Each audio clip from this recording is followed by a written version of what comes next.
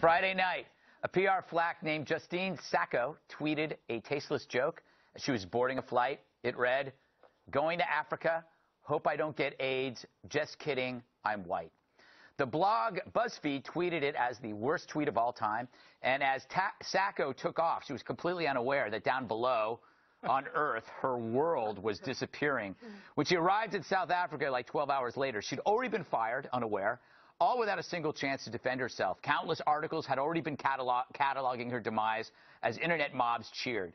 In this modern world where bullying is condemned by famous names and faces, the true definition of bullying is sensing an opening and taking it. Many did. Now, did her tweet require firing? Probably. I thought it was a commentary on how bad African blacks have it when it comes to AIDS. But she's in PR, so she should probably know better. I'm sure if a left-wing comic had said this, though, many would have chuckled. But look, you don't need pitchforks to form a mob, just a jaunty bloodthirst and an ignorance that you could be next. Watching the web, waiting for Justine to land, as they knitted a noose, I came to one conclusion. When left to their own devices, literally, humans are creeps. She apologized. Written statement saying she was insensitive to this crisis and was ashamed of making this AIDS joke. KG, should she have been fired? Yes, because sometimes sorry isn't good enough. I learned that from Ronan. Yes. You know, you can say sorry for something, but it's just not going to cut it. I mean, how do you even think like that or say something so reprehensible about a disease that has killed so many, and especially in Africa where certain parts are very impoverished. You have children dying. You have children being born with AIDS. It's really nothing to joke about. I know, but the thing is, maybe, Dana, I misread this joke, but I thought it was more of a white privilege analysis commentary on white guilt. Yeah, white guilt. Like, we don't have this problem, they do. That's what you and I talked about that on Friday night when the tweet first broke, and then we sent it around, and I said, well, don't you think she meant this? You said, yeah, I think that's what she meant.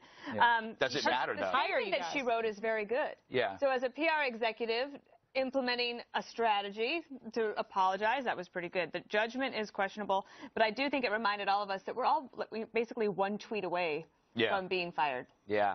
But that's also totally new HR territory.